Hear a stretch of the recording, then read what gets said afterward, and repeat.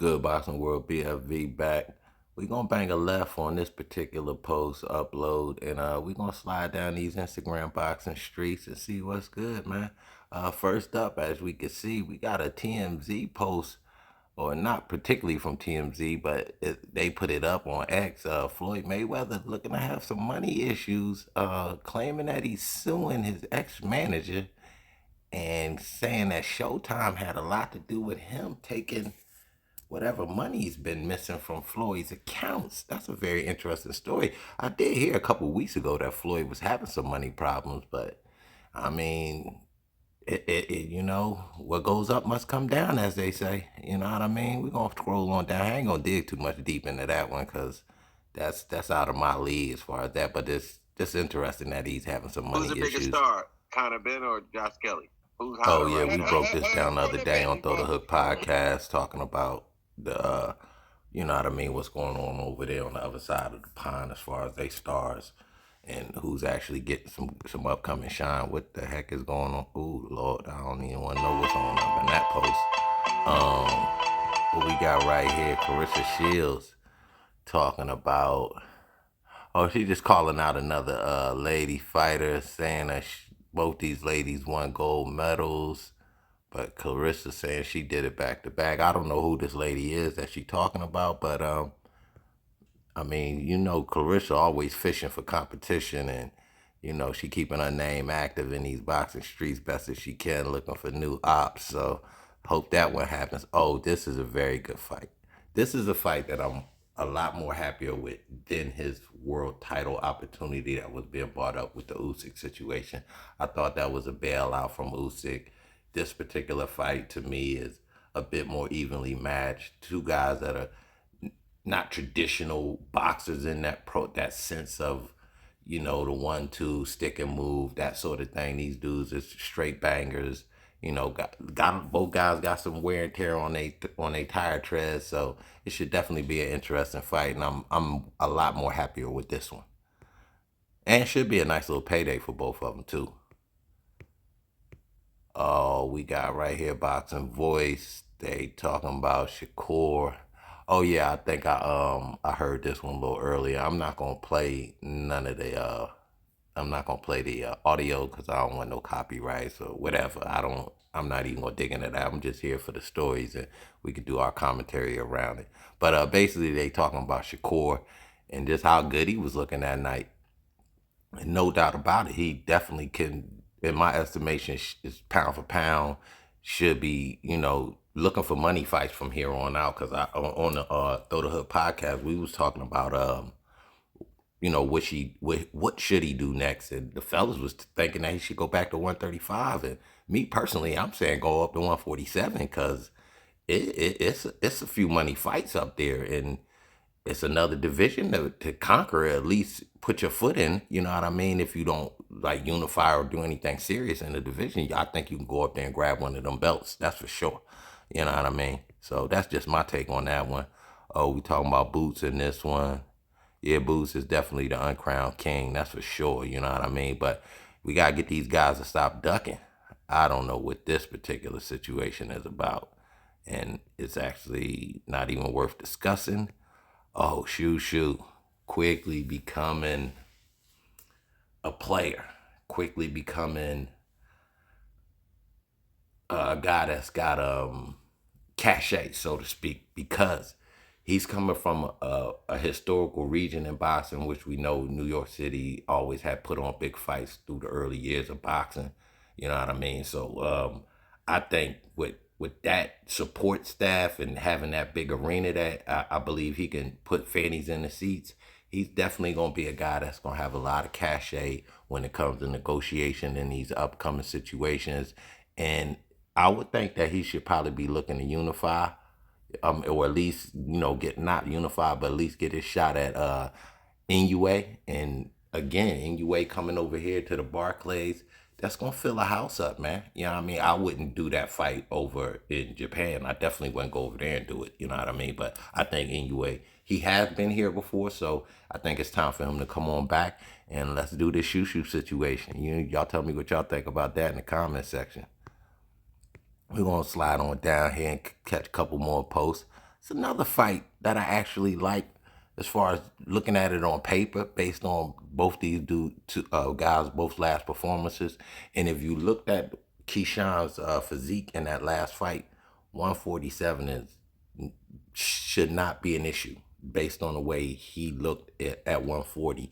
He looked like a 147 guy in that fight. I think that's why he was able to deal with Ortiz's offense, because he physically was able to. You know what I mean? He had the size and the mass, and just obviously he got the boxing ability, because I could not avoid putting him in the top 10, man. I mean, I've seen him grow in his boxing career. I'm not a big fan of what he does outside the ring. We talking about Keyshawn. And there's some things that Haney does too. Both of these young cats, they just young cats, man. So they, you know what I mean, we from different eras, but a lot of things they do in the social media age is a lot of things we wouldn't have done back in my day. So, but two different time zones and all of that. You know what I'm saying? So anyway, but speaking on his boxing skills, I think he's ready for a step up fight. You know what I mean? Against again, we talking about a superior boxer in Devin Haney, which Ortiz is a great boxer. So I think he showed that he can deal with great boxers, track them down, get to them. So to me, this would be a great, great fight. I don't know how big of a money fight it would be. I wouldn't even begin to touch that. But just on paper and skill against skill, style against style, I think it'd be a great fight. Back with the fellas again, talking that Kelly. Oh, my bad, y'all. We talking that Kelly boot situation, where the fight should happen. You know what I mean? They saying Boots should go on over there and do it. I don't like it, just based on the way they gave Kelly that last fight. Gave him the decision in his title fight with Bachram. I just don't like Boots going over there. You know what I mean? Not that I think he can't stop Kelly. I just think it won't be. It won't be where Kelly's forced to fight. I think he'll use his style over there, but if he has to come over here, he's going to be kind of forced to engage and make it more of a fight. You know what I mean? So I actually like that fight to take place here. We got Maxie Pat Kellerman. We don't like him, so we don't listen to him. So that's just what that is. What's going on down here? Kinda been out here in the streets doing what he do. Which one of these fights would be great for Conor Ben? I actually like the Rolly fight. I actually like the Rolly fight because I think they both have similar styles, and I would like to see who's the best at that particular style. So to me, I think the Rolly fight is the best fight to have, and it's a possibility for a title, if you know what I mean, in that situation. So if he can win, he actually could have some bragging rights and actually legitimately have something to say in boxing. But right now, he's just kind of you know, to me, he's a little bit of a court gesture. Anyway, we gonna scroll on down, dig into a couple more posts. What we got right here? No limit Trump matchup when Crocker and Poirot purse bid for IBF title bout. That's not a good look. That's not a good look. That means neither guy has a lot of cachet. Neither guy is really got a crowd behind them. Whereas though a fight like this should be easy to make because people are clamoring for it. So obviously, if you're having purse bids and things like that, it's just not a good look. You know what I mean? And from what I heard a post, or I saw a post a couple weeks ago with Tim Zoo, and he's saying Australian boxing is struggling because of the trainers that they have down there. That's something I would like to know if people agree with or disagree. I think it's coming along, but yes, could they improve? Could they probably pull some cats from the West over that way? You know what I mean? Hire outside their realm and help some of their fighters. I think so. You know what I mean? I think that could help them. But that's just an interesting post that I saw. But this should be a good fight. I don't know much about Crocker, but I know Poirot's a decent dude. You know what I mean? Took a loss or whatever from I believe it was Pulo. Well, no, I think he beat Pulo. I forget who he lost to, but he did take a L here recently. But he's a decent fighter, though. I like him, so I think he could pull that fight out just based on what I know of him. Now, I don't know Crocker well, but I just like Paro in that particular fight. Got the boys posting again. Got to get at a like. You know what I mean? Just on the strength, I know what they was talking about because I was in the conversation. Anyway, what we got going on down here? Just some old school posts. Oh, people, what? And we said the same thing. We were not happy about the Conor Ben call out. But that's in the realm of what I was saying he should do in our actuality. He should be looking for money fights at this point in time in his career.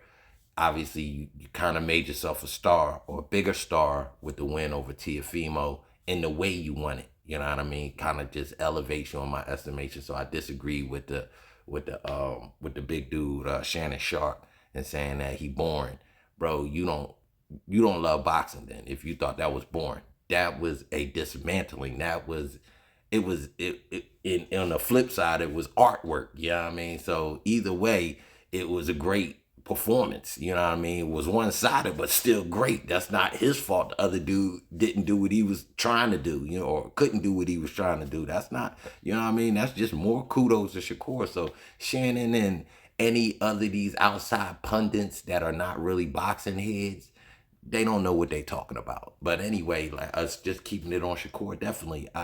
It wasn't a good call out because of who that particular entity is. But does that make it a money situation, a big payday? I think it does. You know what I mean? But no strap on the line. Dude, I don't think he's highly ranked at 147 right now. I don't know. I had to dig into it, but just thinking, I don't think he shouldn't be, you know what I mean? Outside of him having a recognizable name, his skill wise and what he's actually done in the ring, he's had catchweight fights with the same dudes. You know what I mean? So I don't know what that dude is doing, you know what I mean? But anyway, I think as far as it being a money fight, yeah, it's a money fight, but I think there's other money fights that are more legacy based fights in my estimation. You know what I mean? Whereas though you're winning titles and things like that. But anyway, man, Boxing First of all, gonna wrap it up for this video. Just wanted to go through a couple posts on the gram and see what's good. And we'll be back with another video soon. Peace.